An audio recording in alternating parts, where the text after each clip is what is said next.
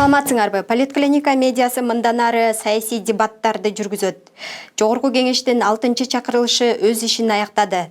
Бул парламенттин ишин кабыл алынган мыйзамдарын сындагандар көп. Парламент кандай иш алып барды? Өз миссиясын так аткара алдыбы?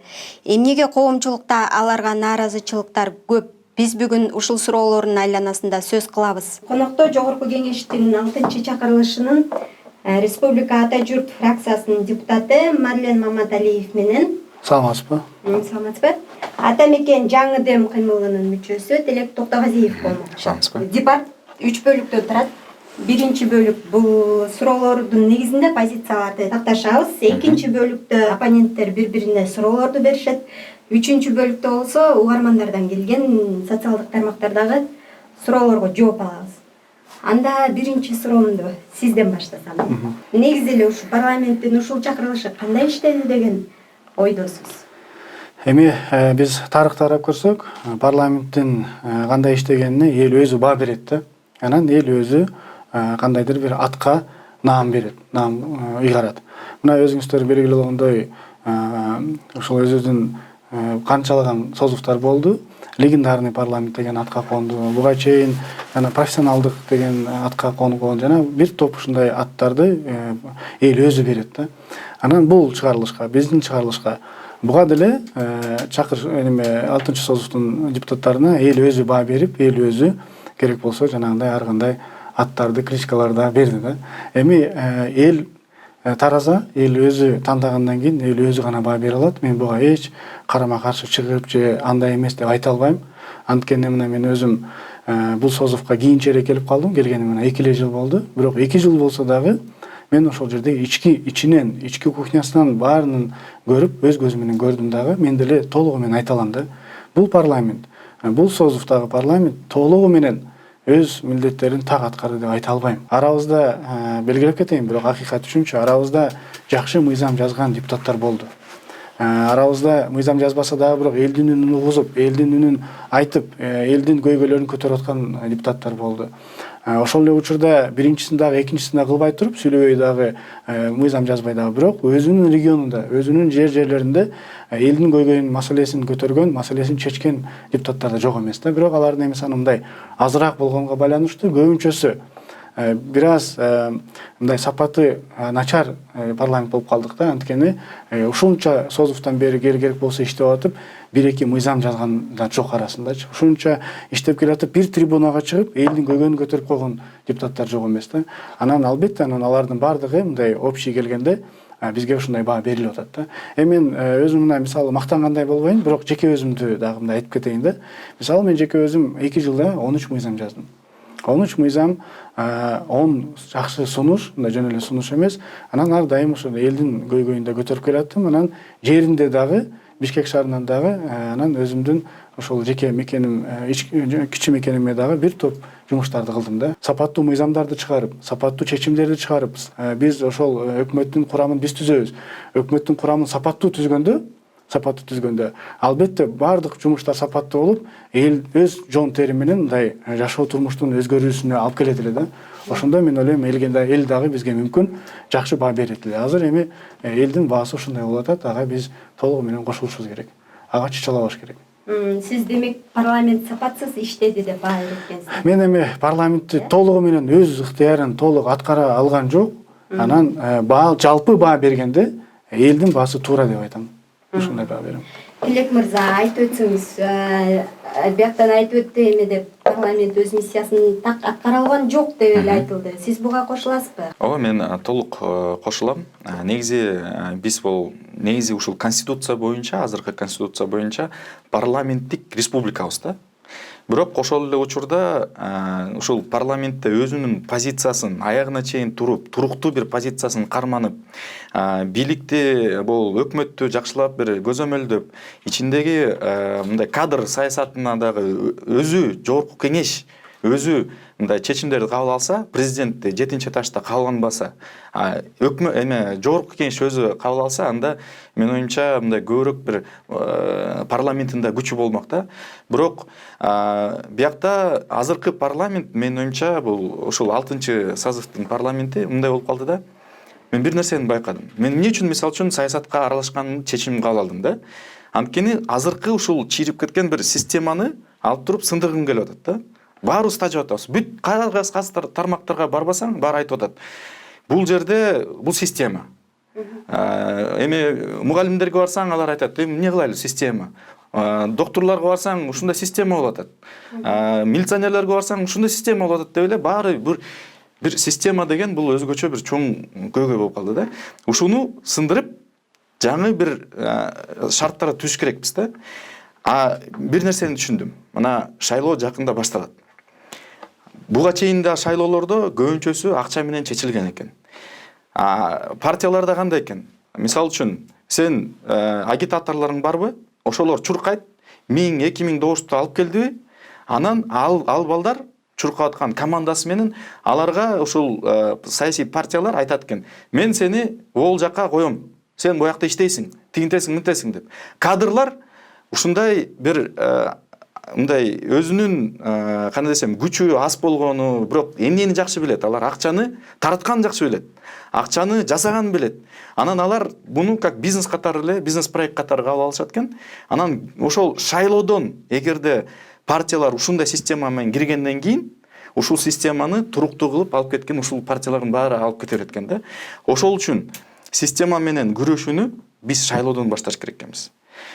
Добушту сатып алган партия, добуштарды ушинтип жанакындай кадр эмелерди мен сага моундай орунду берем, сен буякта иштейсиң, тиякта иштейсиң деп туруп агитаторлорду чогултуп аткан партиялар эч качан чоң өзгөрүүлөр жасабайт. Биз мындай кылыш керекпиз. Мына сен кандидатсың, сен өзүңдүн электоратың бар болуш керек, туруктуу. Ошо менен сен өзүнчө бир результаттарды жасап, керек болсо 10 000 болобу, 7 000 болобу, 15 000 болобу добушту сен чогултасың. Бирок акча менен эмес, өзүңдүн авторитетиң менен, өзүңдүн жасаган ишиң менен, өзүңдүн мындай кандай десем, мындай аброюң менен чогултуп жасаш керексиң депчи. Анан бул системага өтүш үчүн биз сөзсүз түрдө мына биз өзүбүздүн буюрса келечекте парламентке өткөндөн кийин биринчи ушул мыйзам жаңы ушул өзгөрүүлөр менен жанакы преференциалдык добуш берүүнү сунуш кылып киргизебиз. Бул партияны тандагандан кийин ичинен ушул 120 кандидаттын арасынан сага керектүү кандидатты сен өзүң добуш бересиң. Анан айырмасы жок болот. Биринчи орунда турабы же 120 орунда турабы?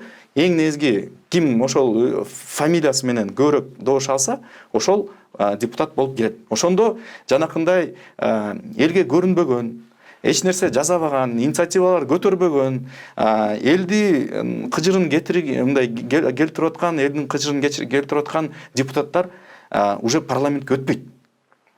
Парламенттин сапаты ошондо жакшылап болот да. Бул парламенттагы ошол системалык кризистин кесепети катары кабыл алсак болот. 6-чы созывдын ушундай мындай мүнөздөмө берсек болот да.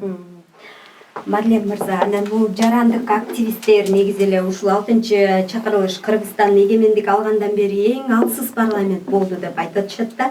Анан президенттин өкмөттүн жетегинен чыкпай иштешти деп. Сиз буга кошуласызбы? Азыркы учурда керек болсо золотой мандат деген бар. Элдин астына бир дагы чыкпайт, элдин астына бир дагы сүйлөбөйт, бирок сатып алат дагы ошол өзүнүн немесин, местосын. Анан ошол менен келип алат дагы депутат болуп отурат да.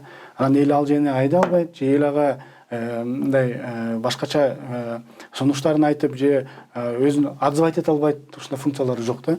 Анан албетте жана ошондой система менен курулуп калган парламенттин ичинде ушундай кишилер да бар да. Эми баарын эле золотой мандат менен келди, сен жамансың деп айткандан алысмын, эми ичинде баягы белгилеп кеткендей иштегендер бар. Бирок в целом баардык көпчүлүк менен айтканда ушундай депутаттар да жок эмес да. Анан алсыз дегени эми бир топ маселелер чечилип атканда, мисалы жанагы НКО боюнча маселе каралып атканда, ошондо депутаттар ошол жерде аягына чейин баягы добуш берип атканда добуш бердиби, берилбедиби, өзү бердиби, өзү бербедиби дегенге чейин көп маселелер көтөрүлүп козголуп кетти да. Анан ошол жерде албетте коомчулукта ушундай пикир жаралып калды. Тиги өзү чечкен жок, өзүнүн ордуна башка бирөө чечип койду, же тияктан команда келди депчи. Биз же толук парламент болушубуз керек экен, же толук президенттик болуш керек экен да. Бул жерде президент күчтүү болсо, мисалы, көп нерсени өзүнө тартып алат экен. Парламент эгерде күчтүү болсо, көп нерсени өзүнө тартып алат экен. Биздин конституцияда ушундай ары же бери эмес жазылып калган көп нормалар бар экен да. Бизде ошондо бийлик күчтүү болуп кетип атабы. Жок, эми мындай да, президент деген бизде бар да ал нерсе, аны жокко чыгара албайсыз да. Президент биз мандаттын элдин 54-60%-на ээ кыла турган, голостун, избирательдердин кыла турган киши. Биз парламент баардыгыбыз купе алганда элдин 30% түзөбүз. Мындайча айтканда, бизге караганда анын мандаты чоңураак бар да. Анан эми эгер биз конституция боюнча парламенттик президенттик дегенден кийин айрым учурларда президент менен дагы мындай согласовать этпей турган маселелерди алып кеткенге болбой калат да. Анткени ал вето алып коюшу мүмкүн, же болбосо ал киши өзүнүн пикирин айтып коюшу мүмкүн. Ал негизи эле Кыргызстандын президенти болгондон кийин анын дагы пикирин эске ала турган моменттер болуп калат. Туура айтасыз, арабызда бар, туура анча-мынча жерде мындай голосовать этиш керек деп койсо, ошондой голосовать этишет арабызда. Бар, мен аны ачык айтып коеюн, аны жашыргандан эмне. Өзүнүн позициясын так кармап аягына чейин тургандар да бар. Ал дагы нерселер көрүнөт да. Эми ал кандай ситуацияда, кандай учурларда ким кантип голосовать эткенин ал элдин астында, тарыхтын астында түздөн-түз өзү жооп берет деп айтат элем да. Жакшы, Тилек мырза, парламенттин айрым депутаттары, айрым мамлекеттик кызматкерлер айтып атпайбы, ушу сындаган оңой, ошол сындап жаткандарды алып келип койсо иштегендерин көрөт элек депчи. Балким сиздер мындай куру сындап жаткан жоксуздарбы? Мен мына 1 жыл өтүп кетти. Ошо сунуш киргизгем, жөн эле сындабай, келгиле, мага бергиле. Мен ошо жарым жылдын ичинде эгерде результаттарды көрсөтпөсөм, анда керек болсо мени отургузуп салгыла түрмөгө. Анткени бул чоң жоопкерчилик. Бийлик деген бийликте ошол бир чечимдерди кабыл алып, бул деген биз ошол бийликтеги кишилер ар бир чечими бул деген миллиондогон кишилерге таасир этет. Мисалы үчүн бир доктурдун эмеси бүгүнбү мына 4-5 кишини карады, ошо 4-5 кишинин тагдырына таасир этет да. Саясатчынын, бийликте жүргөн кишинин ар бир чечими миллион деген кишилерге таасир этет. Ошол үчүн бул аябай чоң жоопкерчилик да. Бул бизге кандай десем, бул Кудайдан берилген бир аманат катары кабыл алыныш керек да. Ошол үчүн биякта менин оюмча мына кайра эле дагы эле ошол биздин парламентти мүнөздөп кетсек, биякта проблема дагы эмнеден болду? Аябай көп могул олигархтар келди. Аябай көп криминал менен жакын болгон кишилер да жүрдү. Булар мындай эмне үчүн президенттен коркуп турушат? Анткени ар бирин алып туруп бир эле мындай каршы бир сөздөрүн же мындай ошондой бир оттенок менен бир сөздөрдү айтып койсун. Ошол эле учурда ГКНБ прокуратура бир иштерин козгоп баштайт да. Ар бирине мондай болгон документтер бар. Ар бирине компроматтар бар. Анан алар таза болбогондуктан алар сөзү кыска болот, тили кыска болот. Ошол үчүн парламентке мындай таза, принципиалдуу, өзүнүн күчтүү бир позиция менен адамдар керек да. Ошондо гана бул азыркы деле конституция менен иштесек дагы көп мындай жакшы прогресске келсек болот. Бул дагы системалык түрдө жакшы таза адамдарды алып келгенге мүмкүнчүлүк берет да. Сизге кайрылсак, негизи парламенттин эң эле негизги милдети бул мыйзам чыгаруу болуп атпайбы? Анан азыр айтып атышат, 6-чакырылыштын акыркы мыйзам долбоорлорун Орусиянын долбоорлорунан сөзмө-сөз көчүрүп алды депчи. Бул боюнча оюңуз кандай? Сиз жанагы алардын бири жана бейөкмөт уюмдар боюнча мыйзамдын демилгечисинин бири болчусуз, кийин болсо демилгелөөдөн баш тарттыңыз. Буга эмне себеп болду? Анан эмне үчүн ушу жогорку кеңештин депутаттары мыйзамдарды өздөрү жазбай көчүрүп отурушат? Мындай да, сиз туура белгилеп кеттиңиз. Депутаттардын эң негизги функциясы мыйзам жазуу. Эгерде ошол жерде депутаттардын баардыгы, көбүнчөсү, дээрлик көбү өзүнүн адискөй бир сферанын адиси болуп, профессору болуп, ошол нерсени биле турган адамдардан көбүрөөк келгенде, ошолор мыйзам жазганда ушундай маселелер болбойт эле да. Бизге тилекке каршы көп нерселерди башка мамлекеттерден копировать этип, ошолордон алып, анан бизге киргизгенге аракет кылабыз да. туура анча мынча мыйзамдарды алганга болот, бирок биздин өзүнүн жеке ички менталитетибиз бар, өзүнүн жеке өзүнүн көз караштарыбыз бар, өзүнүн мамлекетибизге караштырып, экономикабызга, элдин жашоо турмушуна караштырып, анан өзгөртүп туруп жазса да болот да, мисалычы. Бирок толугу менен ал жерден кооператив алган туура эмес болот. Эми мен жанагы НПОлор боюнча, мыйзам боюнча айтып кетейин. Мыйзам жазганда ар бир депутат бир мыйзамды жазып чыккандан кийин сөзсүз түрдө өзүнүн мындай башка фракциялардан башка депутаттарды издейт да. Мага ушул мыйзамга кошулуп берип койчу, анткени сен баягы авторитетиң бар, сенин активдиктиң бар, башка фракциялардан кошуп алсак, бул мыйзам жакшы өтөт деген норма менен келип мындай көп эле мындай нормалдуу процесс да. Залда отурганда деле келип калат. Мен ошонун биринде залда отурсам, мен бир коллегам келип калды, мына кече көрдүң го же кече эле жакында ушу мындай пропаганда кылып гей парадтарды өткөзүп атат, ушуларга бир көзөмөл коюп койбойлубу деп мага мени сунуштап калды мыйзамды. Анан эми ал мыйзамдын баардыгын залда отурганда мыйзамдын баарын окуганын кажети жок, анткени бул коомдук угууга чыгып атат, ал пока регистрация болбойт, ал пока палатага келбейт, ал болгону коомдук угууга чыгат, коомдук угууда ар кандай пикирлер менен мүмкүн ал мыйзам такыр алынып калышы мүмкүн, же кирип калышы мүмкүн. Ошон үчүн мен болгону жанагы кайсы жерлерге киргизип атасың көрүп коеюн деп анан жанагы киргизген нормаларын карасам, биринчисинде соответствие мыйзамдарга ылайык Кыргыз мамлекетинин деп турат. Экинчи жерде соцфондко 2 жылда бир отчет берет экен, ошону 1 жылга алмаштырып атабыз деди. Анан дагы бир топ жанагындай эң негизгиси 6 жылда отчет берет экенсиң деген норма кирип калыптыр да. Мен ошо кичине мындай байкап калдым да, анан макул деп анан колумду коюп бергем. Анан коомдук угууга чыкты, коомдук угуудан кийин сын пикирлер айтылып баштады. Менин жеке өзүм баракчама көп кишилер жаза баштады. Анан мен анын баардыгын комплектовать этип, анан баарын карап окуп чыктым. Кана эмне болуп атканын, кесепети кандай экен деп карасам, чын-чынына келгенде бир топ биздин Кыргызстанда жакшы НПО, НКОлор элге жардам берген, арыларга, малдарга жардам бергендердин баарына эле комплекси кирип кетет экен да. Анан мен айттым, жок, анда мындай кылайлы дедим. Мен коллегаларыма айттым, коллегалар, мен бул мыйзамдан өзгөртүүлөрдү киргизели, коомчулукта ушундай пикир болуп атат. Алар ушундай сунуштарды берип атат. Биз ушуларды кабыл алайлы. Же болбосо мен анда чыгам бул мыйзамдан деп өзүмдүн катымда жазып баарын айттым да. Анан мен ал жерде бир нерсени кошумчалап кетет элем. Ал жерде жакшы мындай жумуш жүргүзүм деп айта алам, анткени ошол буга чейин жөн эле урушуп кетишкен, ушундай дебаттарда же телепередачаларда урушуп кетип эле эч мындай компромиссный эчтеке жок болуп атат экен да. Анан мен аларды чакырып, жогорку кеңешке чейин чакырып, отургузуп, чогуу иштеп, карап, ошол жерден анан 3 предложение киргиздим. Биринчиси кайра регистрация болсун деген норманы алып салдык. Экинчиси жөн эле кайра кыйнай бербей, ансыз деле Статкомго, налоговыйга отчет тапшырат экен. Эмне үчүн дагы Минюстка тапшырабыз деген маселе көтөрүлөт. Аны да жокко чыгардым. Хорошо деп менен макул болушту менин коллегаларым. Анан үчүнчүсүн өткөзө албай калдым. Жылына бирден добуш берсин, 1 жылда бир неме добуш берсин дедим, жанагы отчет берсин деген нерсени кабыл албай койду.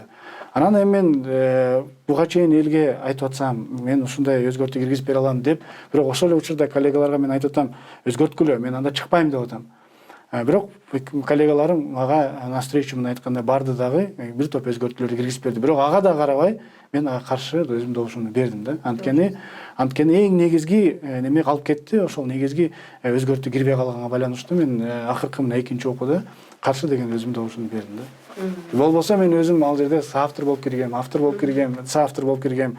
Бирок анча-мынча ушундай учурларда позицияны кирас көрсөткөнгө туура келет да. Ошон үчүн көрсөтүп коюш керек. Хотя баягы сунуштарын кабыл алды. Бирок дагы бир эң негизги сунуш кирбей калганга байланыштуу мен каршы добуш бергем да. Бул бейөкмөт уюмдар негизи ансыз деле мамлекетке отчет берип турушат да. Ошондо мен жана белгилеп кетпедимби, ансыз деле баягы берет экен отчетун. Анан мен мындай ал жерге мындай мен сунуш киргиздим. Жөн эле алып коюу эмес. Анткени авторлор айтып калды, жок, буну биз ала албайбыз депчи. Анда мен айттым, биз ансыз деле отчет берет го булар, декларация тапшырат го. Келгиле анда декларированном виде берели деп айттым. Айтсам баягы биринчи макул болушту эле да. Хорошо, Марлен, жакшы сунуш экен. Анда биз налоговыйга задание берели, ушуну өзгөртөлү да, ушуну киргизсек. Анан мен айттым, баягы бейөкмөт уюмдардын юристтерин мен алып чакырып алгам да. Анан юристтерге айттым, балдар, эгер ушундай кабыл алса макулсуңарбы дедим. Алар айтты, макулбуз деди. Анда мен айттым, анда мына эки сунушубузду кабыл алды, үчүнчүнү анда мондой өзгөртөлү дедик. Анан бирок ал өзгөртүү мен ойлогондой, менин сунуштагындай өзгөртүү болбой калды да.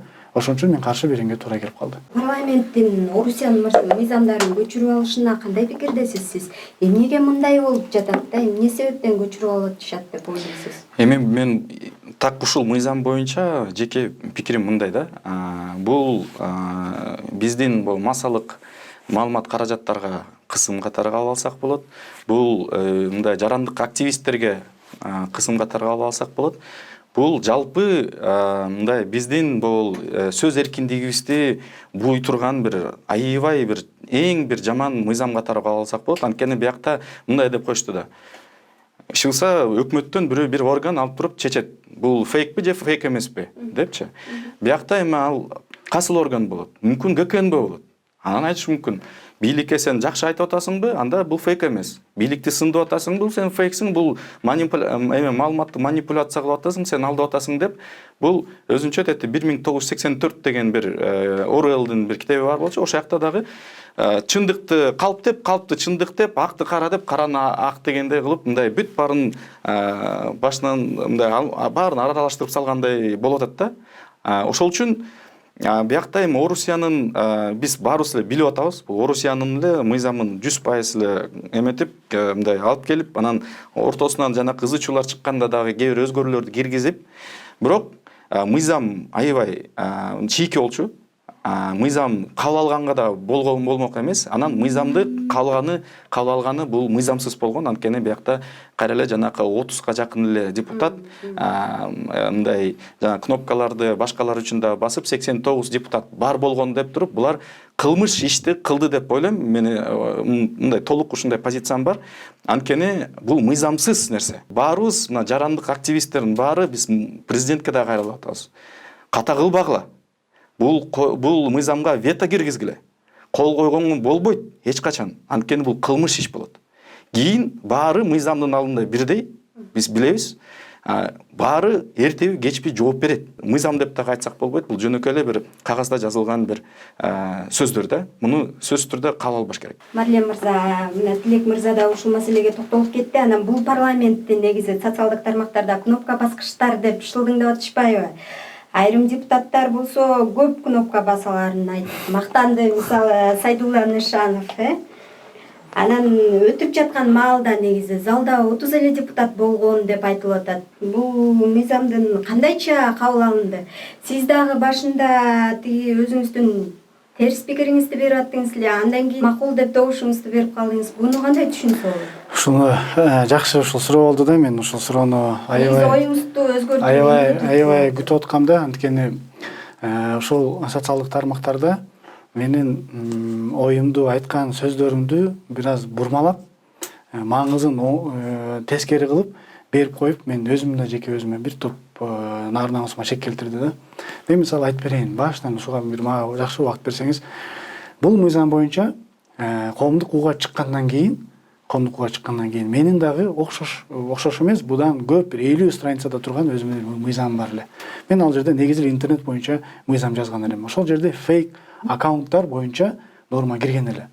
Анан мени бир топ ушундай теледебаттарга, телепередачаларга, видеоконференцияларга чакырып калды. Мен ошол жерде ал мыйзам залга кире элек болчу, коомдук угуда жиберди эле. ЛТРга, 24 Ала ТВга, 5-каналга, НТСке, айтор бардык телеканалдарга мен сүйлөп атам. Мен айтып атам, мен жеке өзүм фейковый аккаунттарга каршымын. Бирок фейковый аккаунт менен фейковый новосттун ортосунда чоң ажырама бар. Мен жеке өзүм ушул фейк аккаунттарга эмне үчүн ушундай каршымын дегенде, мен мындай да айтып атам да. Эми адам өзүнүн атынан, өзүнүн сүрөтү менен каалаган нерсесин жазса, ага сөз эркиндигинин Конституциянын 31-беренеси түздөн түз кириш керек дагы. Ал каалаган сөзүн сүйлөй бериш керек. Ага эч кандай тоскоол болбош керек. Же аны жаап коебуз, же аны неметип коебуз деген болбош керек. Бирок ошол эле учурда өзүнүн атынан эмес, өзүнүн сүрөтүнөн эмес, башка бирөөнүн пользовательдин атынан, жөнөкөй выдуманный аккаунттун атынан бир адамга ар-намысына шек келтирсе, мамлекетке шек келтирсе, мына кече ковидти жок деп канча чыктык. Ошол эле полкаларда, пустой полкалар, башка мамлекетте полкаларда, мына Кыргызстанда бизде ушундай болот деп канча ажиотаж кылып, элди канча дүрбөлөңгө салды. Мен ошого өзү жеке позициям ошол болчу да, мен буга каршы чыгып аткам. Анан ошол эле Болот Темиров, Семетей деген ушул жанагы жакшы айтишниктер, түшүнүгү барлар, балдар мен менен макул болушту. Ооба, туура, фейковый аккаунттарга биз каршы эмеспиз. Бирок Марлен Байке дешти, сен дешти там, мен тааныштар айтты, ушул жерге сен бир салым кошуп, өзгөртүү киргизип бергенге аракет кылып бербейсиңби деди. Анткени фейковый новость менен жөнөкөй же жалган новосттун ортосунда ажырама жок болуп калды. Биз толук айкын фейк деген эмне, фейковый новость деген эмне, жаңылык. Анан жөнөкөй жалган жаңылык же жаңылык дегендин ортосунда ажырамалар, понятиялар, түшүнүктөр бул мыйзамга кирбей калыптыр деп айтты. Ошол жерде балдар. Мен ошол жерде айттым, туура дедим. Мен дагы эч качан, азыр дагы позициям ошондой, эч качан эркин сөзгө каршы карма-каршы чыкпашыбыз керек. Бул биздин өзүбүздүн жетишкендик да. Анан мен айтып калдым, келиңиздер, анда мен ушул мыйзамга өзгөртүү киргизейин, бирок ал 10-июнь болчу. Мен айтып атам, физически буну каникулга чейин алганыбызга биз жетишпейбиз деп айттым. Анткени менин түшүнүгүм боюнча ар бир окуунун ортосунда 10 күн аралык бар да. 10 күн аралык берилгенде мында физически успеть этпейт элек. Анан мен бир нерсени упущение кылып коюпмун. Эгер фракциялардын чечими болсо, бир жагы бар да. Анда экинчи, үчүнчү окууда бир каралып кете бере турган норма бар да. Мен эми аны чыгарып ирет деп мындай ойлобой, мен дагы жетишем го, убактым бар го, мен буну өзгөрткөнгө аракет кылайын деп мен балдарга сөз берем. Анан бардыгы мындай бат эле өтүп кетпеди. Анан мен неге кечирим сурадым ошол жерде? Мен белгилеп кетейин, мен неге элден кечирим сурадым? Биринчиден мен элден кечирим сурадым, ошол балдардан кечирим сурадым. Анткени мен аларга айткан элем, балдар, мен ушуга аракет кылайын. Жана НКОдо кандай болсо, НКОдо мен аябай жакшы жардам бердим да, мындай мыйзамдарга өзгөртүү киргизип, көп нормаларды алдым. Ушул сыяктуу эле мен буга дагы өзгөртүү киргизе алам го, өзүмдүн күчүм жетет го деген ойдо болчумун да. Анан мен ушуну убагы менен жетишпей калган үчүн ошолордон кечирим сурадым. Бул бир. Экинчиси, элден эмне үчүн кечирим сурадым? Мен ошол залда чыгып, залда выступать этип атканда мен Гүлшат Кадыровнага ошол эле маселени айттым. Гүлшат Кадыровна, бул жерде тонкая грань бар экен, ажырабай калыптыр. Ушуну ажыратпайлыбы? Келиңиз кайра тартып албайбызбы мыйзамыбызды? Биз ошол жерден кайра карап чыкпайлыбы? Мен сизге адистерди кошуп берейин, чогуу адистер менен кошо карайлы дедим. То есть жана балдарга айтып аткан өзүмдүн позициямды жеткизип аттым. Мен бул мыйзамга ошол жерде карама каршымын, мен каршы азыр голос берем деп айтып чыккан эмесмин. Анан чыгып алып кайра за баскандай эмесмин да. Эми сиз жана маселеге келип атабыз. Ордуңа бирөө басып койду, тиги бу деген маселелер көп. Мага дагы бир топ ошол жерде ошол эле түнү баягы коллегалар бардыгы ичинде отурду да, Марлен голосовать эткен жок, ордуна бирөө голосовать этип койду деген ар кандай сөздөр айтылды. Мен сизге мындай ачык эле айтып коеюн. Биринчи окууда каралып атканда Жанар менен менин коллегам Мирлан Женчороев мен жок эле, менин ордума басып койду кнопканы деп айтышты. Ошол замат мен да жок элем. Ошол убакта мага дагы ордума бирөө басып койгон болчу. Бирок мен ошол жерде интервью берип атканда позициямды мынтип айттым. Урматтуу эл, мен азыр менин ордума бирөө басып койду деген мыйзам жок. Мен мыйзам боюнча менин ордума бирөө басып койду деп айтсам туура эмес болуп калат. Мен өзүм басышым керек. Мен керек болсо менде укугум бар, ошол жерде чипти чыгарып кетишим керек болчу. Же болбосо в крайнем случае мен чалып, доверенностьтумду таштап, ошол коллегага мага против голосовать этип кой же за голосовать этип кой деп мен айтышым керек болчу. Эч бир мындай муктаждык жок да, ал жерде биз мыйзамды толук аткарыш керек. Анан мен жөн эле отмазка кылып, менин ордума бирөө голосовать этип койду дегенден алысмын деп мен айткам да. Ошондо менин сөзүмдү бурмалап, баягы башкача элге жеткизилип калганга мен ошон үчүн дагы бир аз кейип, аябай ичимен переживать этип чыктым да. Фейк аккаунттарды, фейкке каршы күрөшүү техникалык жактан мүмкүн эмес да. Аны сиздер кантип аныктайсыздар? Мындай да. Фейковый аккаунттардын өзүн негизи кааласа, хакерлер же жакшы бул менен иштей турган каалагандар, биз ошондогу обсуждение кылганбыз да. Каалаган метод менен IP адрестерди алып ачып алат. Аны керек болсо IP адресин Бразилияда деп койсо дагычы таба албайт эч качанчы. Бирок жөнөкөй ошол эле учурда ушул менен жашап жөнөкөй баягы жарандар бар да. Ошолорго жок дегенде действо берсин деген маалыматты айтып аттым да менчи. Бул профессионал кишилерге аны менен биз ансыз деле дүрбөлөңгө салам, ансыз деле бирөөнү очернять этем деген ансыз деле кылат. Бирок ошол эле учурда түштүк түндүккө бөлүп өткөндө мен көрдүм го. Түштүк түндүккө бөлүп ажыратып аябай бир жаман бир атмосфера түзүлүп калды да. Анан мен карап кирип көрөйүн дедим мен делечи. Карап кирип көрсөм эми фейковый аккаунттар, анан бирөө күлүп айтып калды. Мен өзүм да кирдим, өзүмдүн аккаунттан да кирдим да, мынтип жазып койдум, менен дурайын деп бир жакты сөгүп атат да. Анан мен айттым, ал туура эмес депчи.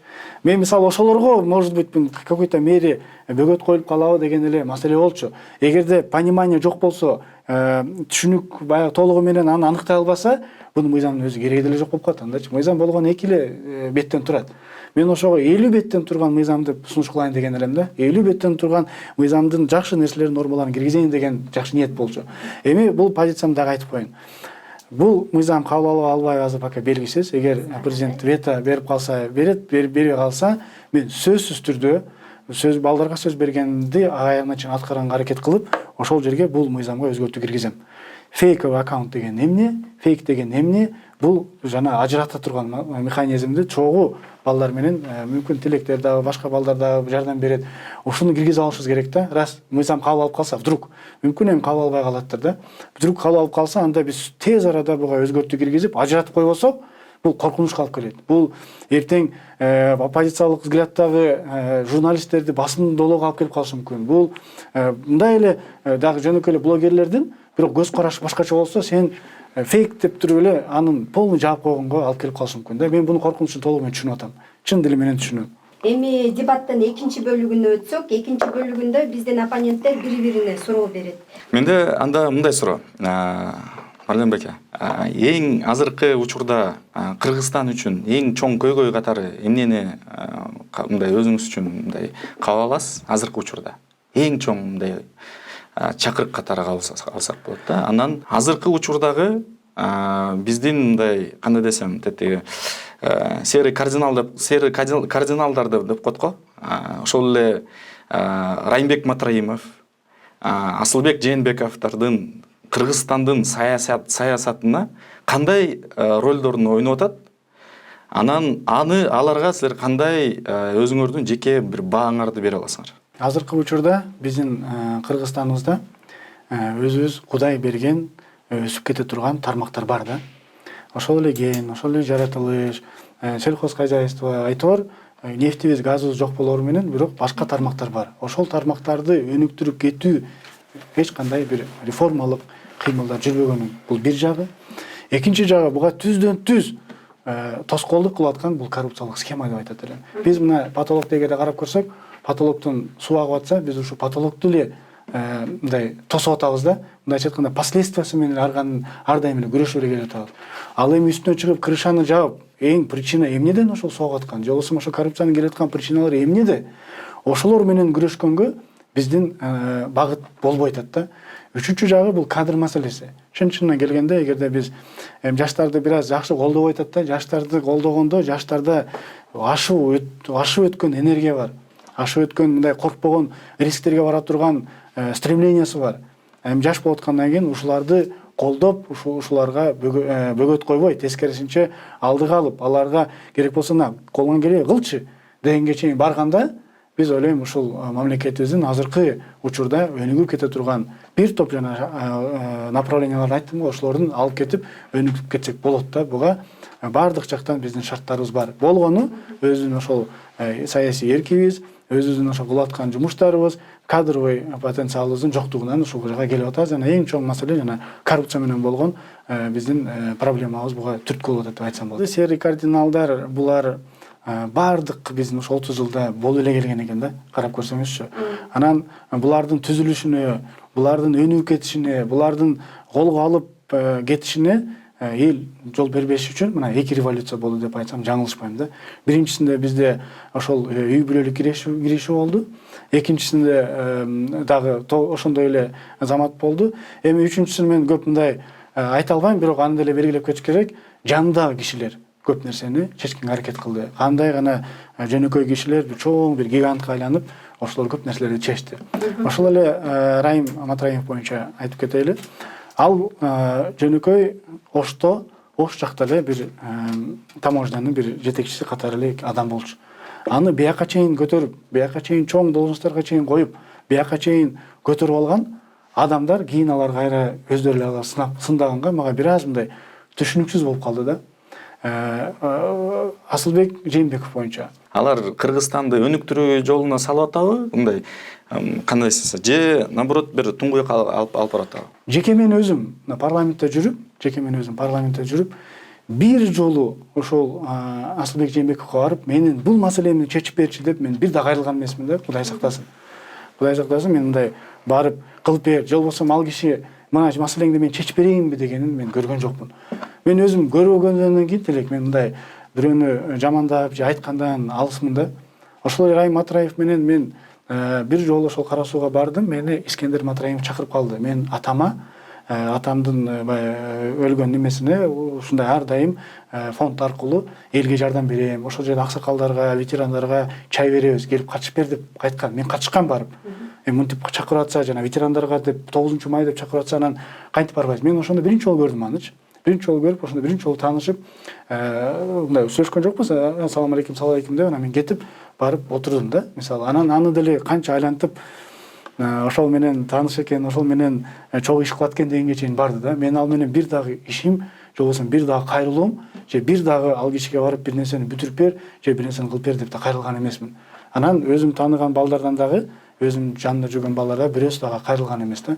Ошон үчүн аны дагы мен азыр тилек эми туура коомдук пикирди бар болуп атат. Бардыгына мен айтып аткандарга мен каршы чыга албайм. Бардык коомдук пикирлер айтып атканы, бирок ошол эле учурда мен өзүм жеке барып көрүп, же ошону сурап, же кылбаганыма байланыштуу мен айта албайм да.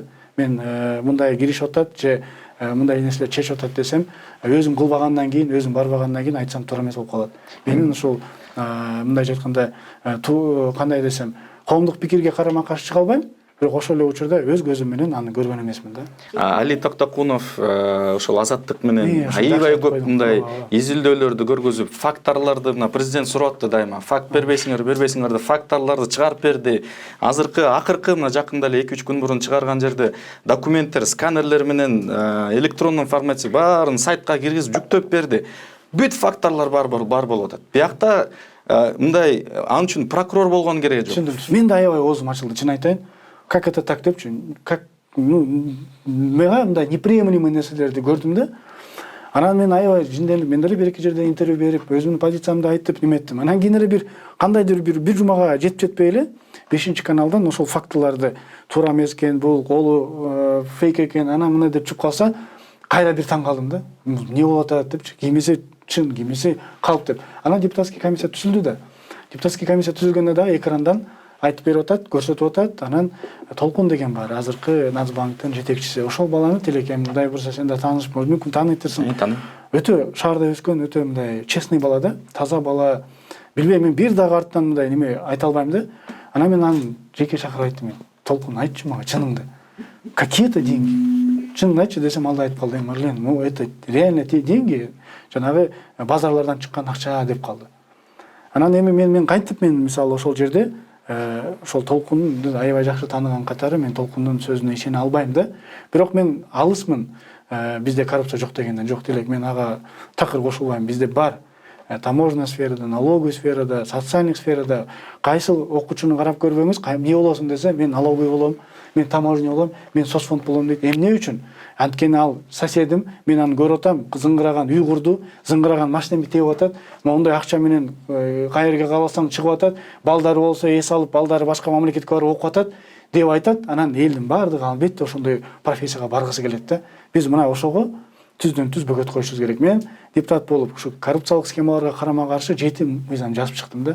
Менин ошо 7 мыйзам канча мыйзамдарына керек болсо ошол парламенттин өзүнө мага тоскоолдук көрсөтүп, өткөзгөнгө аракет кылды. Эгер мына Кудай буйруп, мен элге ыраазычылык билдирип кетет элем ошол жердечи. Эл жакшы, азыр ушундай маселени көтөрүп, жаштар келсин деп атпайбы? Жаштар болсун деп атып, азыр каалаган партия, бардык партияны карап көрбөңүз, алдыга жаштарды койгонго аракет кылып калды. Сиздин сурооңузчу, Тилек мырза? Мен эми Тилекке мындай эле суроо, Тилек, жана сен жакшы бир сөз айттың. Акча таратып, ушинтип биз келатат депутаттар депчи. Мына мен билгенден ошол ата мекенин ичинде дагы ушундай көрүнүштөр болсо мен чыгып кетем деп сен айттың да. Эгерде Тилек ошондой көрүнүштөр чын эле болсо, ошондой нерселер көрүп калсаң, элге ачык айтып, кыйкырып чыгып кетем деген эмес. Мен ушуларды өзүм биринчи очередте эме мындай чыгарганга, ошо чыгарып аларды бир айып чыгарып, ошолорду чыгарып киргизбей, силерде да золотой боло турган болсо, золотойго жол бербей, ушуларга бөгөт коюп, позицияңды азыртан баштап мындай көрсөтүп койсоң, мен сен ушуну суранып кетет элем. Ошондо сен айткан жанагы парламентке сапаттуу парламент келип калса, Кудай буйруса, ошондо анан бизде өнүгүү өсө болот эле деген ушундай кабыл Тилек сыяктуу анан ушундай сураныч катары айтат элем да. Эми чоң рахмат. Менин оюмча азыркы учурда жалгыз реалдуу оппозициялык күч катары бизге мындай чоң бир коррупционерлер, чоң бир жанакындай бир мындай бийликтен корккондор бизге келбейт да. Бизге мындай принципиалдуу бир позиция менен, духу күчтүүрөөк, бизде мындай Мисалы үчүн айтып атабыз, башка партияларда азыр админ ресурс бар болуп атат, бийликтин ресурсу бар болуп атат, акча бар болуп атат, арам акча бар болуп атат да. Урдалган жанакындай схемалардан, ар кандайдан, коркутуу, үркүтүү менен. Анан үчүнчүсү криминал бар болуп атат. Мен мына азыр кичине уже аралашып баштадым. Бизде үчөө тең жок да. Болсо да мына акча деле аз эле да. Эмне бизде бар? Бизде ошол азыркы мүчөлөрдүн арасында бир эле нерсе бар экен. Бул баарыбызды бириктире турган мындай дух бар да. Эрк бар. Ачык эмне болсо ошону айтып, чыгарып, аягына чейин позицияны карманып, биз ушундай бир күчтүү позиция менен сөзсүз түрдө ушундай эле принципиалдуулук менен гана менин оюмча Кыргызстандын бул системаны өзгөртсөк болот да.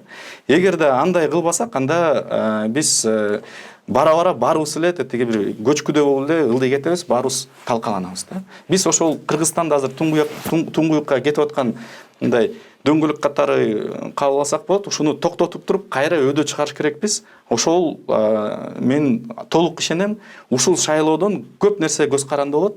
Анан 2023-жылдан да көп нерсе көз каранды болот.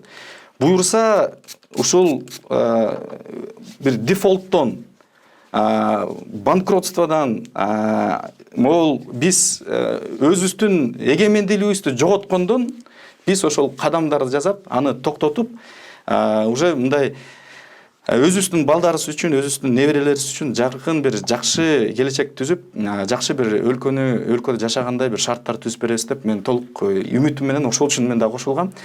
Ушул системаны талкалап, жаңы бир баарына жакшы бир өсүү үчүн шарттар түзүлгөн бир системаны курайлы деген ниет менен баратам да.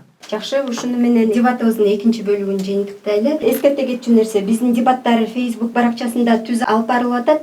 Ал жактан суроолор катышуучуларга берилип атат. Ошол суроолорду дебатыбыздын 3-чү бөлүгүндө жаңыртып койсок, андан сырткары кечээден бери Facebooктагы баракчабызга добуш берүү жүрүп атат да. Анда биз окурмандарга ушу жогорку кеңештин 6-чакырылышы өз миссиясын аткара алдыбы деген суроо узатканбыз. Эфирдин аягында бул добуш берүүнүн жыйынтыгы менен да тааныштырабыз. Бакыт Аскат деген Facebook колдонуучу мыйзамды окуган эмес экенмин деп айттыңыз эле, Марлен мырза дейт. Ушул кантип болсун? Мыйзам коомдук угууга чыгып атканда ал иши мындай регистрация өтпөйт. Бирок өзгөртүүлөрдү эле окуп, анан толук мыйзамдын окуштун кажети жок. Качан гана ал регистрация болуп, анан түшкөндө гана аны толук менен окуп, карап, анан кийин өзүңдүн чечимиңди чыгарасың да. Мен ал жерде баягы ошол жерде да мен сөзүмдү бурмалап, такыр бурмалап буруп жүрүштү да. Мен сотко берейин дедим, кийин анан унутуп кой дедим. Баардыгын бере берсеңиз туура эмес болуп калат. Мен ал жерде мынтип айткам. Мен мыйзамдын тийиштүү жерлерин гана окуп, кайсы жерге өзгөртүү киргизилип атат. Анан кийин коомдук угууга чыкканга макулдугун берип кол койгом деп айтып атам.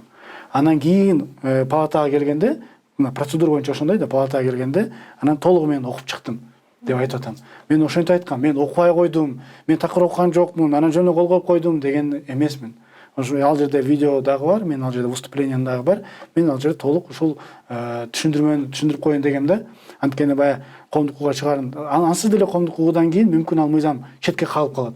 Же өзгөртүүлөр менен башкача түрдө келет. Ошондуктан көп деле мындай баарын окуганын кажети жок да. Ал чоң мыйзам, аны коомдук угууга чыгып атканда киргизип аткан өзгөртүүлөрдү гана окуйсуң да. Лек мырза, сизге экен Алтынай Нурланова деген Facebook колдонуучу суроо жибериптир. Ата мекенге кирип репутациямды бузуп алам деп ойлогон жоксузбу дейт. Азыркы учурда баарыбыз эле билгендей, мындай кландардын күчтөрү күчөп баратат. Муну биз баарыбыз мындай ачык эле айкын айтыш керекпиз да. Кландар, криминалдар күчөп атат да. Ошол эле жанакы эски система менен акча таратып, коркутуп, үркүтүп, өзгөчө жана азыр бүт мындай саясий көбүнчө күчтөрдө спортсмендер бар, криминалдар бар. Ошолор менен азыр өзгөчө айыл жактарда мындай көп бул шайлоого өзгөрүүлөр киргизели деп атат да. Алардын ою боюнча 70-80 мандатты алайлы деп атышптыр. Мен ички бир маалыматтар боюнчачы. Демек, бүт бир башка партияларга бул 3 эле партиянын арасында ошол 70-80 эмени ачык эле айтып кетели. Мекеним Кыргызстан биримдик. Калган бүт партиялар Республика, Өнүгүү Прогресс, Ата Мекен, тиги Ата Журт, бүтүн Кыргызстан тигинен баарына ашып кетсе ошо 40-50 мандатты калтырайлы дегенде ой бар да азыркы учурдачы.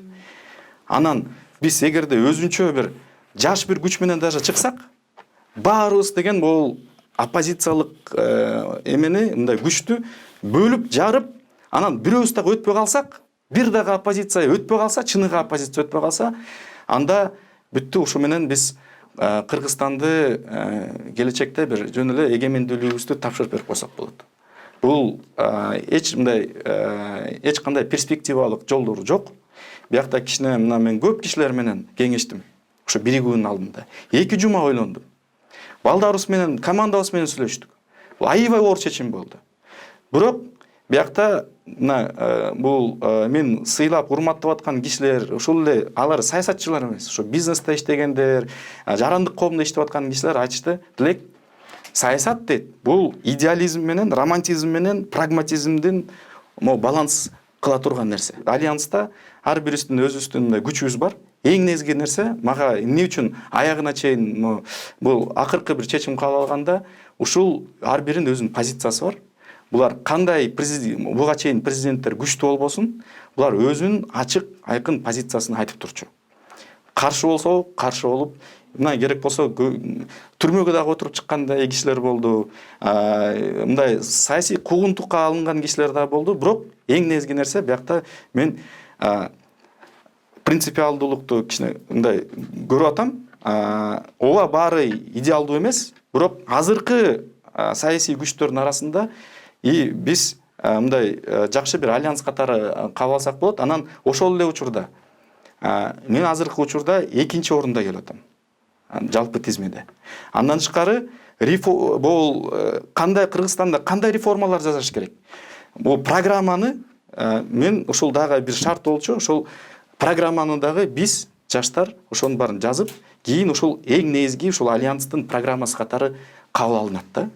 Ушул өлкөдө кандай өзгөрүүлөрдү киргизебиз деп биз чечим кабыл алабыз. Биякта мындай биздин кандай десем, аксакалдарыбыз дагы уже баары айтып атат. Бүттү. Силердин башкача уже прогрессивдүү ой жүгүртүүңөр бар. Силер азыркы технологиялар жакшыраак билесиңер. Келгиле биз силерге мындай жол ачып берели. Силер ошол бүт мына эмне дейм деп аткандарын, кандай реформалар жасаш керек деп биз силерге бүт орун бошотуп, силерге мындай жол ачып беребиз дегендей сүйлөшүү болду да. Ошондуктан мына биринчи 10-дукту деле алганда, 10-дун ичинен 7 жаштар. Репутация жагынан кээ бирлер менен сөккөндөр болот, жамандагандар болот деп, бирок мен аны чыдайм. Анткени убакыт, тарых баарын көрсөтөт. Учурда бул туура чечим болду деп мен толук ишенем. Учурда ошол тарыхта көрсөтөт. Анткени биз сөзсүз түрдө чоң өзгөрүүлөрдү киргизебиз. Жеке мен ошого 100% ошо позициямды карманам. Эгерде бир сүйлөшүүлөр, бузуулар бар болуп кетип атса, анда биякта мен ага каршы чыгам. Эркайым Темирболотова деген Facebook колдонуучу жазыптыр. Марлен Маматалиев, өзүңүздүн депутаттык ишиңизге канча деген баа бересиз дейт. Келиңиз мында кичине кыска отчет берип кетейин. Мактангандар эмес, дагы бир жолу анан мактанып атат деген айтылбасын.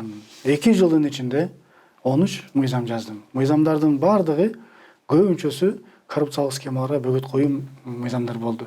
Өтө маанилүү ошол тендер маселеси, мына Минтранста жанагы жолдо кечке кармалап атат, жана айдоочулардан акча алып атат. Ошолорго бөгөт коюу максатында, электрондук безопасный город киргизүү максатында бир топ жакшы мыйзамдарды жаздым.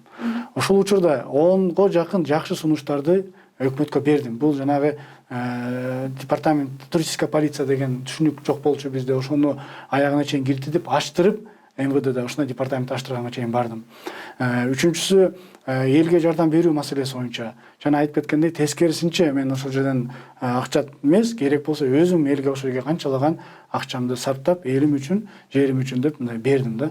Эми бул жерден канчалык түрдө мен жакшы иштей алдым, иштей албадым, буну эл өзү баа берсе туура болот эле. Мен өзүм баа берген бир аз окшошпой калат. Бирок айтат элем, мен ушунча иштеген ишимди анча-мынча экинчи, үчүнчү жолу подряд болгон депутаттарда азыркы уга чыккан кылган эмес да, кылбайт. Ушуга улай эле дагы бир Facebook колдонуучудан суроо, Руслан Жумабаев деген Facebook колдонуучу экен, мындай дейт. Сиз кантип депутат болуп калгансыз? Ошону кеңири айтып өтсөңүз дейт. Атаңыздын артынан болду эле дейт. Мен атам Абдрахман Маматалиев. Ооба, мен атам Кудайга шүгүр. Ооба, Кудайга шүгүр атам мен окутуп, берген тарбиясын берип, анан үйлөп, анан балам мындан ары өзүң турмушуң өзүңдө деп мага жакшы тарбия берген. Менин керек болсо контрагымды өзүң төлө деп, мен өзүм көчөдө жүрүп, бир попкорн керек болсо мындай эшикте попкорн сатканга чейин баргам. Администратор болуп иштегенге чейин баргам. Бирок өзүмдүн контрагымды өзүм төлөп, кичинеме баштап мындай бизнеске чыгым жакшыраак болуп, мындай өзүмдүн турмушум өзүм болгонга жолдомо түзүп берген. Мен атама ыраазычылык билдирем. Андан кийин бир дагы мага мындай киришип, бияка кир, ал жака кир деп айткан эмес. Айтпайт дагы да. Бирок ата катары мен ал атамды сыйлайм, урматтайм, жакшы көрөм, бирок кеңештеримди алып, мындай өзүм кеңеш алып турам да.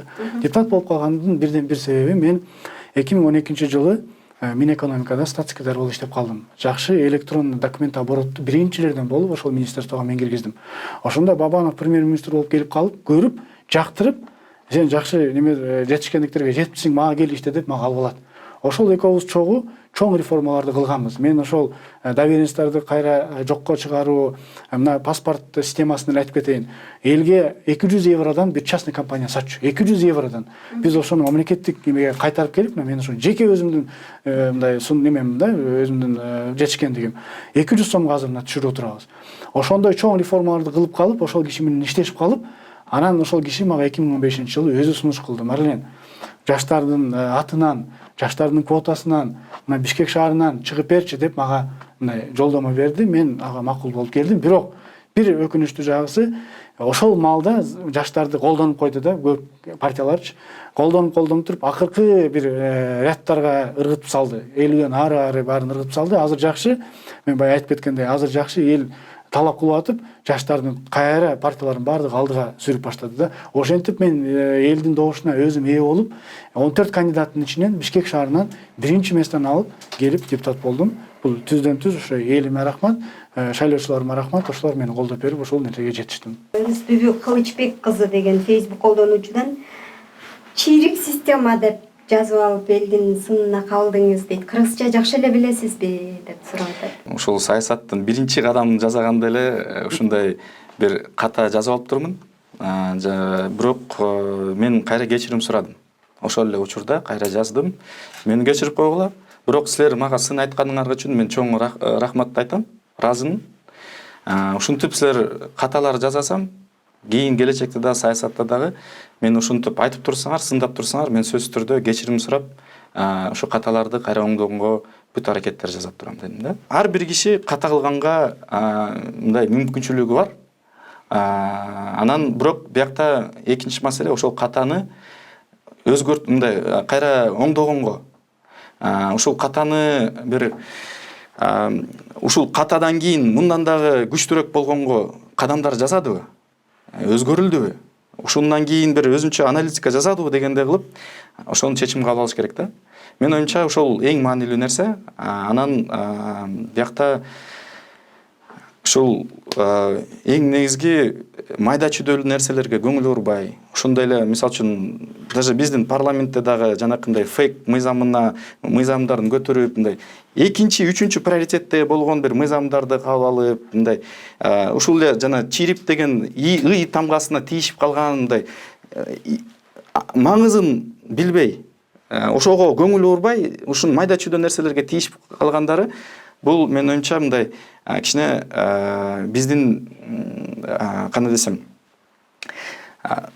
азыркы учурда эмне приоритеттүү дегенди ошону бөлүп алыш керекпиз да. Мына азыркы учурда ошол эле парламентке дагы айта турган сөз болчу, бул мындай экономикалык кризис болуп атат, гуманитардык кризис болуп атат. Ошол кризистен чыккандай бир мыйзамдарды кабыл алып, бизнеске жакшыраак шарттар түзүп берип, инвестицияны тартып келип, медиктерге жардам бергендей, жеке медицинаны өндүрө тургандай, ошондой бир мыйзамдарды кабыл алып жасаса, анда эл да колдоп бермек да.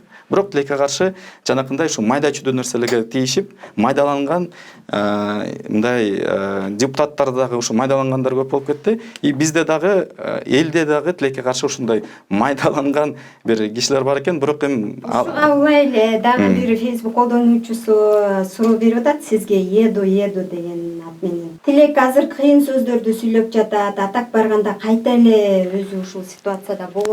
Буга кандай дейсиз? Эми тарых көрсөтөт. Тарых көрсөтөт. Мен таныган кишилер, уже бул жылы 30га чыгам. Таныган кишилер билет, мен принципиалдуулук позициям дайыма карманып турам. Ушул биз чындыкты карманыш керекпиз. Ошол принципиалдуулукту кармансак, ошондо гана бир өзгөрүүлөр болот дейм. Анан бүт ушундай таза принципиалдуу өзүнүн мындай туруктуу позиция менен кишилер дагы мен мындай чогуу келгиле биригип ушул Кыргызстанда өзгөрүүлөрдү жасайлы деген бир сунуш катары баарына чакырам. Азыр ушундай керек да. Дагы бир суроо биякта жазып атат Байсуу Асанов деген. Каршкырлардын арасында Тилек да каршкыр болот дейт. Буга кандай пикирдесиз? Кайра эле ошол эле айтайын. Биздин мындай менде жүрөктө өзүмдүн бир позициям бар. Ниетим бар. Эгерде мындай бир ар кандай азгыра турган бир нерселер бар болсо, эмелер болсо, мен дайыма өзүм үчүн мындай суроолун берип турам да, ушул ушуга барамбы же барбаймбы? Бул адалбы же арамбы депчи. Эгерде арам болсо, мен арам иштерге барбайм. Бул ошо кичинекей кезимден баштап атам, раматтылык атам мына ушул чириген система үчүн да каза болуп калды, тилекке каршы ушул жылы медицинадагы катуу кризистен. Атам мага ушул нерсени айтчу да. Бул эң негизги мына биздин асыл ой, ак сөз, адал иш деген бул менин принциптерим жашоо боюнча. Ойлорубуз асыл болуш керек, жаңы нерсени ойлоп табып, жакшылыкка алып келе турган ойлор болуш керек. Сөзүбүз ак болуш керек, эч кимди жамандабай, эч кимди ушактабай, мындай ошол нерселерди азайтыш керек. Анан ишибиз дагы только адал болуш керек. Башка бирөөгө жаманчылыкты алып келсе, мындай жаратылышты буза турган бир нерсе болсо, андай нерселерге барбаш керек. Бул менин кичинекей кезимден баштап кармана турган принциптер. Ошону мен толук ишенем, өзүмдүн өмүрүмдүн аягына чейин карманам. Акыркы суроом болсун, Марлен мырза, сизге экен. Дилбар Алимова деген Facebook колдонуучу экен. Сиз кийинки шайлоодо кайсы партия менен барасыз дейт? Мен 2015-жылы республика партия менен барганда башынан баштап келе албай калдым. Хотя ошол 14 кандидаттын арасынан биринчи орунду алып келгем да. Бирок бунусунда мен андай күйүп калган киши катары андайга мен жол бергим келбей атат. Эгерде менин күчүм болсо, эгерде менин электоратым болсо, эгерде мен ушундай добушка ээ боло алсам, эмне үчүн мен списоктун бир арт жагында болуп калышым ыктымал. Андай болбош керек деген нөмө менен мен азыр уран менен кетип атам. Мага азырынча бир жакшы бир топ партиялардан, көбүрөөк партиялардан мындай сунуш келип атат. Кудайга шүгүр, рахмат. Бирок кайсынысы менен азыр барар экенин бир жакынкы эле бир кичине дагы немелер калды. Мен айткан позицияларымды тактап алышым керек болуп атат да. Эгерде менин ушул позицияларыма, ушул менин койгон сунуштарымды кабыл алса бир партия, мен анда ошол партия менен бара берет элем деп айтат элем. Менин эң негизги максатым ушул барып элге кызмат кылуу, жазган мыйзамдарын толугу аткара албай калдым. Ошол мыйзамдарымды аягына чейин аткаруу. Мен өзүмдүн бул партияга келгенде принцибимди көрсөттүм. Мен бирөөнүн куйругунан же бирөөнүн артынан ээрчибей, мен өзүмдүн позициям менен, өзүмдүн мыйзамдарым менен кете берем. Мен эң негизгиси ошол берген элдин насаатын аткара берем. Анан, конечно, мындай жакшыраак партия менен барса же башка мындай партия менен барсам деген деле үмүттөр мындай болот. Бирок тилекке каршы мындай партиялардан мындай сунуш деле жок да. Эми сунуш чыкпаса мен өзүм деле мисалы бара бербейм. Мисалы азыр тилек айтып аткан партия деле мисалы мага бир сунуш деле берген жок да. Мисалы анан сунуш берген партияларды карайсыз да. Анан сунуш бербесе карай бересизби? Ошон үчүн мен ойлойм, бул жерден жакын арада мен чечим кабыл алам. Кандай чечим болбосун, мен ойлойм, туура чечим болобу, туура эмес, аны заман көрсөтөт. Бирок мен бир нерсени сөз бере алам. Мен кайсы партия менен барбайын, мен ошол жерге барып, бир гана элдин гана кызыкчылыгында иштейм, мамлекеттин кызыкчылыгында, элдин кызыкчылыгында гана иштейм. Башка менде максат болбойт. Жакшы жооп болду. Эми добуш берүүнүн жыйынтыгын чыгарсак, добуш берүүгө 21 адам катышты. Анын 19-у тагыраак айтканда 90,5 парламент начар иштеди деп эсептейт экен. Ал эми 2 гана колдоочу 9,5% жогорку кеңеш жакшы иштеди деп эсептейт экен. Эми ошо экөө деле жакшы иштеди деп койсо болмок экен. Ошону менен биздин дебатыбыз соңуна чыкты. Катышуучулар, биздин келип бергениңиздерге чоң рахмат. Полет клиниканын Facebook'тагы баракчасына, YouTube каналына жазылууну унутпаңыз. Берүүнү мен Кымбат Турдубекова алып бардым. Сак саламатта болуңуздар.